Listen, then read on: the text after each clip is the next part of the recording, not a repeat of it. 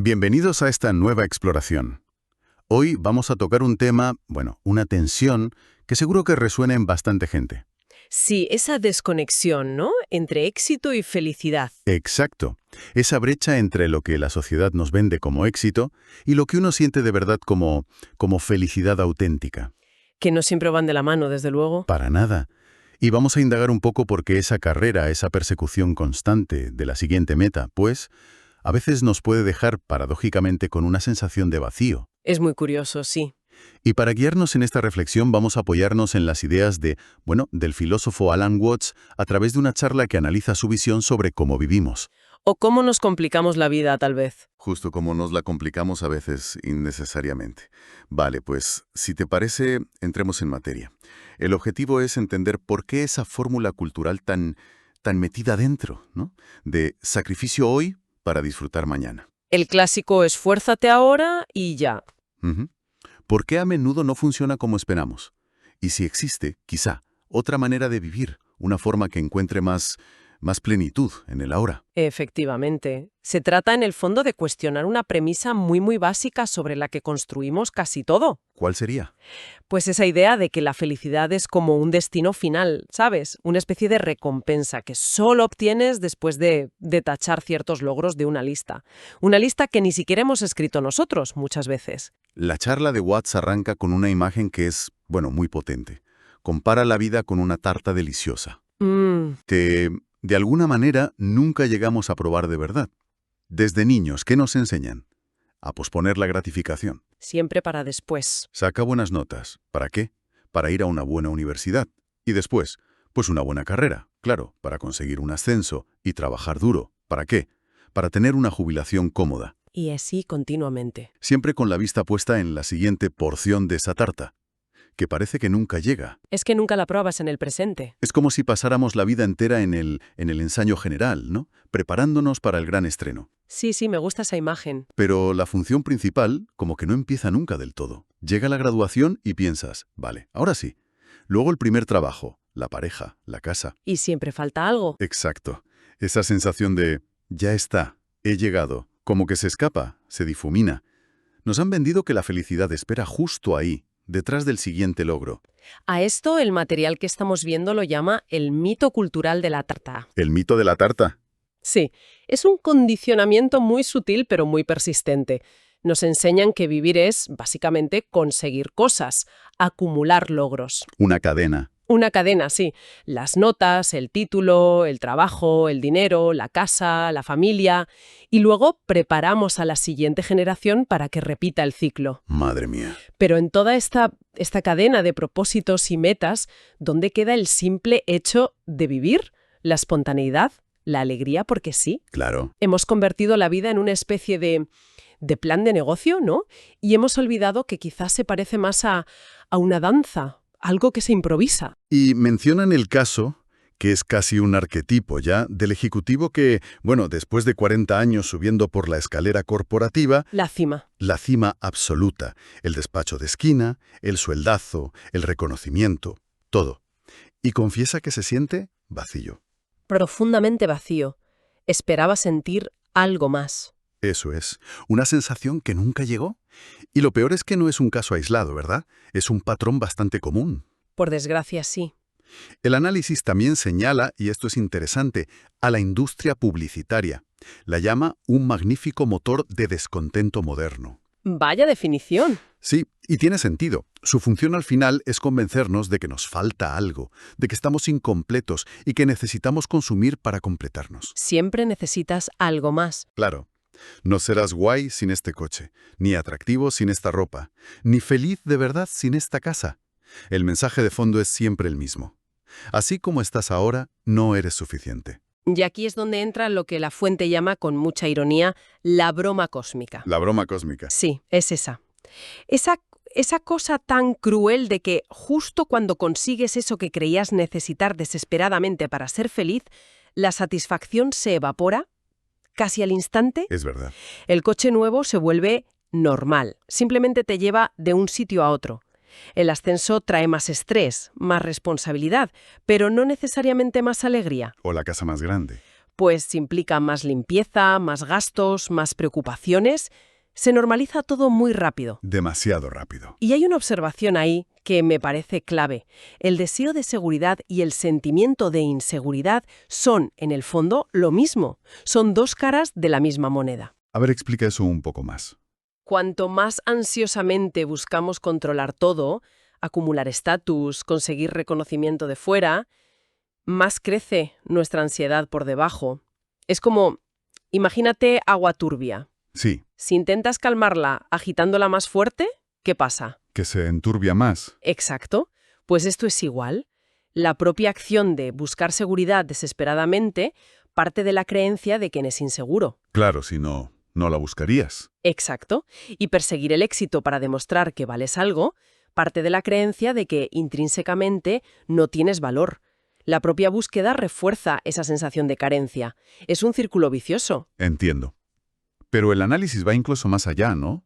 No es solo el materialismo o tener las prioridades cambiadas. No, va más profundo. Sugiere que la raíz del problema es una especie de identidad errónea fundamental. Exacto. Un caso de identidad equivocada. Nos identificamos con algo que, según esta perspectiva, no es del todo real, o al menos no como pensamos. ¿Te refieres a la idea del yo?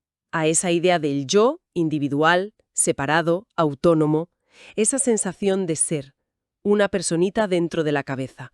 Sí, desde que aprendemos a hablar nos pensamos así, como una entidad aislada dentro de nuestra piel, mirando hacia un mundo que está fuera y que a veces parece hostil.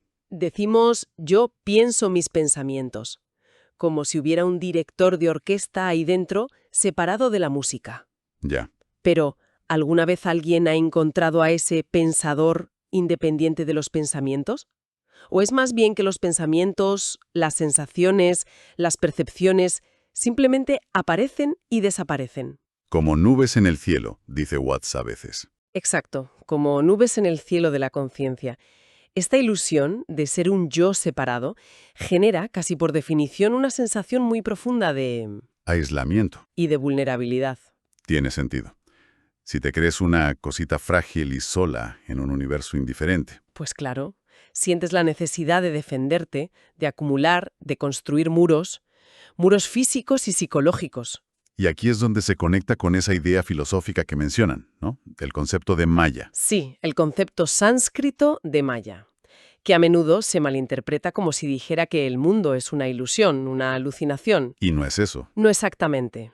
No es que el mundo no exista, sino que nuestra interpretación habitual de la realidad, sobre todo nuestra idea de ser un individuo aislado y estresado, es fundamentalmente errónea.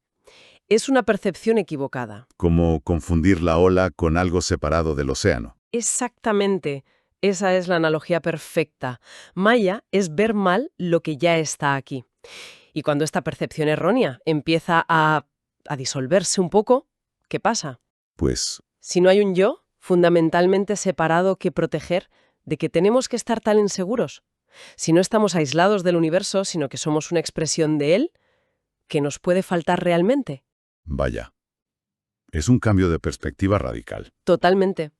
Y no es solo intelectual, tiene el potencial de aliviar muchísima ansiedad existencial. Y esta confusión no se queda solo en quienes creemos ser. También pasa con cómo nos relacionamos con el mundo a través de símbolos, ¿verdad? Confundimos los mapas con el territorio. Eso es. El lenguaje, los símbolos, los conceptos, son mapas, herramientas increíbles, súper útiles para navegar. Pero nos hemos quedado como hipnotizados por los mapas. Sí, y nos olvidamos del territorio real que representan. Piensa en el dinero. Vale. ¿Qué es? Pues símbolos. Papel impreso, números en una pantalla. Su valor depende totalmente de que todos nos pongamos de acuerdo en que lo tiene. Un acuerdo colectivo. Exacto. Y sin embargo, nos obsesionamos tanto con acumular esos símbolos que a menudo sacrificamos lo que realmente importa, lo que esos símbolos se supone que representan. Como la salud, las relaciones, la paz mental. Exacto. Intercambio de energía, de recursos, de tiempo. Es como el que se obsesiona estudiando el menú del restaurante al detalle. Y se olvida de disfrutar de la comida. Ahí está. Y pasa lo mismo con la reputación, el estatus social, los títulos. Son etiquetas.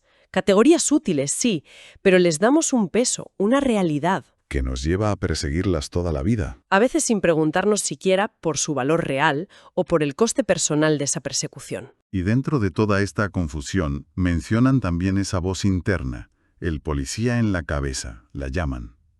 Sí, esa voz, el comentarista interior incansable, el crítico que está todo el día evaluando, juzgando, Midiendo si damos la talla. y que muy a menudo nos encuentra deficientes. Es la voz que susurra: no eres lo bastante bueno, deberías esforzarte más, mira fulanito que bien le va y tú. Sí. Parece que quiere ayudarnos a mejorar, pero si observamos el efecto real, ¿qué hace? ¿Nos inspira o nos genera más ansiedad, más sensación de no ser suficientes? Más bien lo segundo, diría yo. Casi siempre. La mayor parte del tiempo, ese monólogo interno es como ruido blanco. Una mezcla de viejas grabaciones, ¿sabes? Voces de padres, maestros, figuras de autoridad y mucho condicionamiento cultural. Y creemos que es nuestra voz. Claro, creemos que es la voz de la razón o la verdad sobre nosotros, pero a menudo es solo un hábito mental muy arraigado. Y la cuestión clave que plantea esto es: si puedes observar esa voz. Si puedes ser consciente de esos pensamientos críticos. Entonces, no tienes que ser algo más que esa voz, algo más que esos pensamientos. Esa capacidad de ser consciente, la conciencia misma que nota todo lo que aparece en ella, ¿no será eso lo que realmente somos en un nivel más fundamental? Es una pregunta potente. Entonces, si hemos ido diagnosticando la enfermedad, por llamarla así, esta búsqueda constante e insatisfactoria basada en una identidad que no es del todo correcta, ¿cuál sería la cura? Lo interesante, como decías, es que no proponen otro esfuerzo más, otra meta que alcanzar, otra técnica que dominar. No es otro peldaño en la escalera. No, se parece más a despertar de un sueño que ni siquiera sabíamos que estábamos soñando. Y aquí introducen el principio chino del Wu Wei, Wu Wei. que se traduce a veces como no acción o acción sin esfuerzo, pero que puede llevar a confusión. Sí, porque no significa ser pasivo o babo. Para nada. ¿Qué significa entonces? Significa actuar en armonía con el flujo natural de las cosas, en lugar de estar siempre luchando contra la corriente. La analogía del nadador que usan es perfecta. A ver. Alguien que entra en pánico en el agua, ¿qué hace? Se agita frenéticamente, se cansa. Y se hunde. Exacto. En cambio, un nadador experto trabaja con el agua, se deja sostener por ella, se mueve con fluidez, con el mínimo esfuerzo necesario y la máxima eficacia. Entiendo. ¿Aplicado a la vida sería? Que cuanto más luchamos contra lo que es, contra la realidad del momento, más difícil y dolorosa se vuelve la vida. Tiene lógica. El Wu Wei, por tanto, no es inacción. Es acción inteligente, alineada. Usan otra metáfora muy buena, la del agua embarrada. La del agua turbia, sí. Si tienes un vaso de agua turbia, no puedes aclararla agitando más el barro.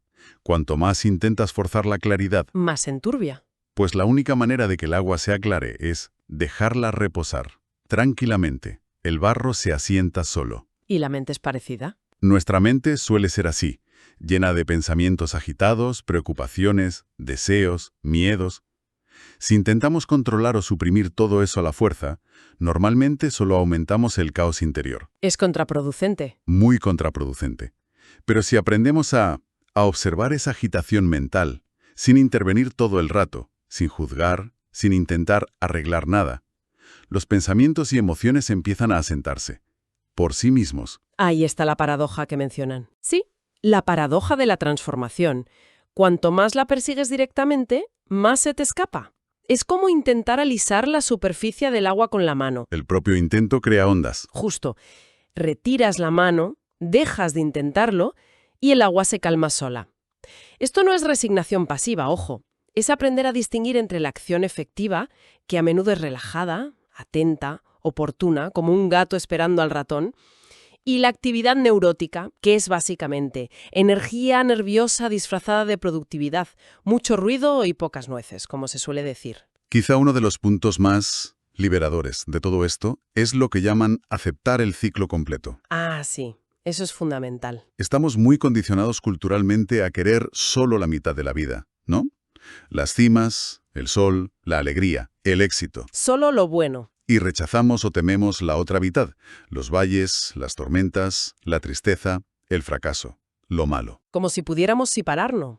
Pero intentar vivir solo con lo positivo es como querer una moneda que solo tenga cara, o escuchar música que solo tenga notas agudas, o leer un libro que solo tenga capítulos felices.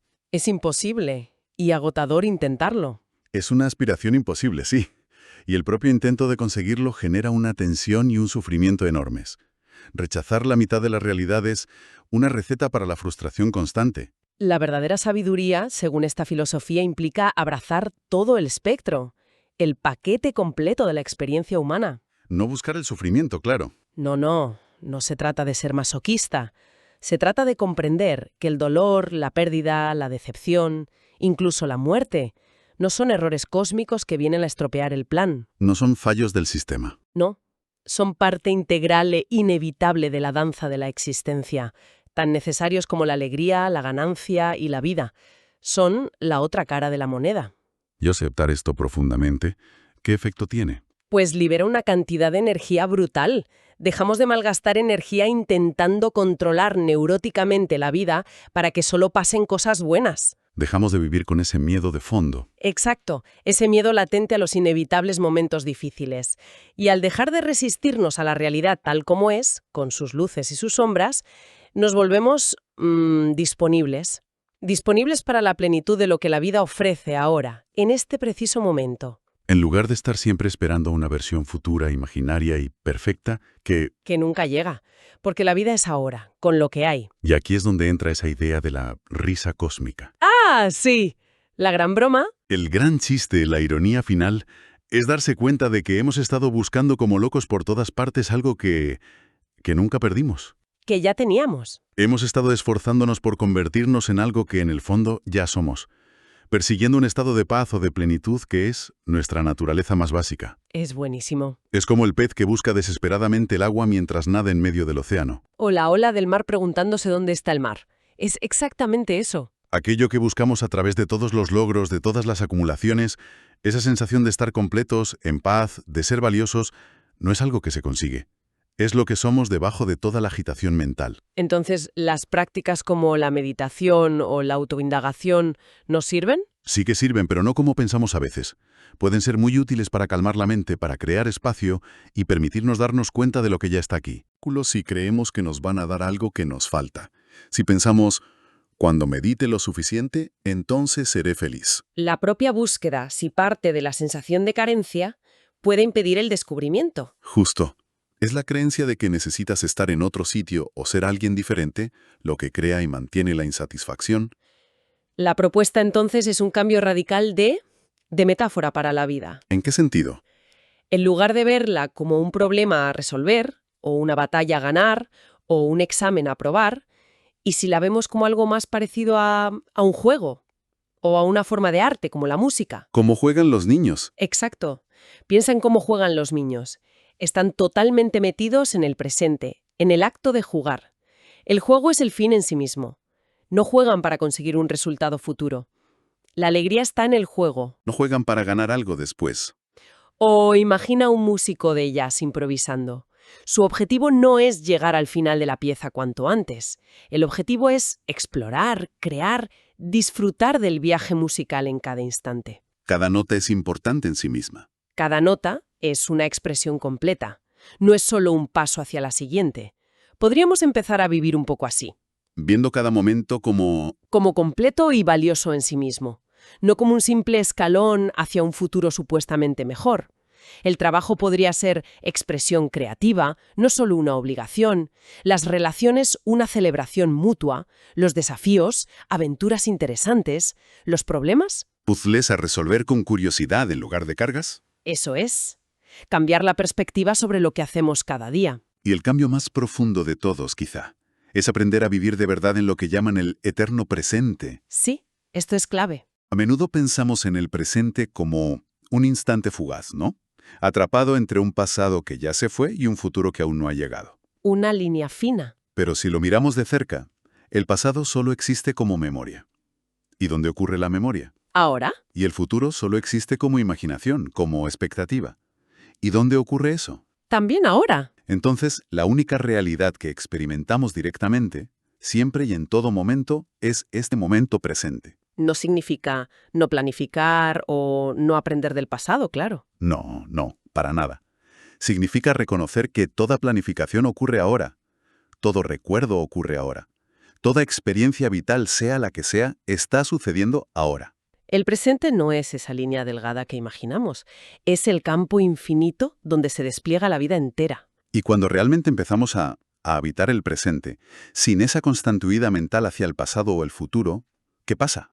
Usan la analogía del fractal, ¿verdad? Sí, que cuanto más te acercas, más detalle y complejidad infinita revela. Nunca llegas al fondo. Y la mayoría vivimos ¿cómo? Como turistas con prisa en una galería de arte increíble, corriendo de una sala a otra, sacando una foto rápida con el móvil, sin pararnos a mirar de verdad, Sin saborear. sin saborear. Pero la vida está aquí para ser vivida profundamente. Cada momento, por muy ordinario que parezca, contiene una profundidad insospechada si aprendemos a mirar, a estar presentes. Entonces, si tuviéramos que resumir la idea central de todo esto, ¿cuál sería? Pues que la felicidad no parece ser un destino lejano que alcanzamos después de mucho esfuerzo y muchos logros externos. No es la medalla al final de la carrera. No. Más bien, se revela como nuestro estado natural cuando cesa la resistencia mental a lo que es. Cuando dejamos de luchar contra nosotros mismos y contra la vida. Cuando dejamos de agitar el agua turbia. Exacto. No somos un problema que hay que resolver, ni un proyecto de mejora que nunca acaba. Según esta visión, somos una expresión temporal de la creatividad infinita del universo, perfectos en nuestra imperfección, como una flor silvestre o una nube, La satisfacción más profunda no viene de conseguir cosas de fuera. sino de reconocer nuestra naturaleza esencial, lo que ya somos. La idea final que nos deja esta exploración es, bueno, es potente. Quizás sea el momento de dejar de perseguir tan frenéticamente, de esforzarse tanto por llegar a algún sitio, de posponer la vida para un mañana que nunca termina de llegar. La tarta, esa plenitud que buscamos. No está en el futuro esperando a que nos la ganemos. Está aquí, ahora mismo. No hay que ganársela ni merecerla. En cierto sentido ya somos eso. La búsqueda puede terminar justo donde empezó. Es como volver a casa. Y a esto nos deja con una pregunta final resonando, ¿verdad? Inspirada directamente por la reflexión de Watts. ¿Cuál es? Si todo este drama humano, del éxito y el fracaso, del logro y la decepción, es, en última instancia, una especie de juego magnífico que el universo juega consigo mismo, Un juego cósmico. y si uno en su ser más profundo, más allá del personaje que queremos ser, es a la vez el jugador y el tablero, el que observa y lo observado, si somos parte intrínseca de ese juego, ¿cómo elegiríamos jugar de manera diferente a partir de este mismo instante? Una pregunta para quedarse reflexionando, sin duda.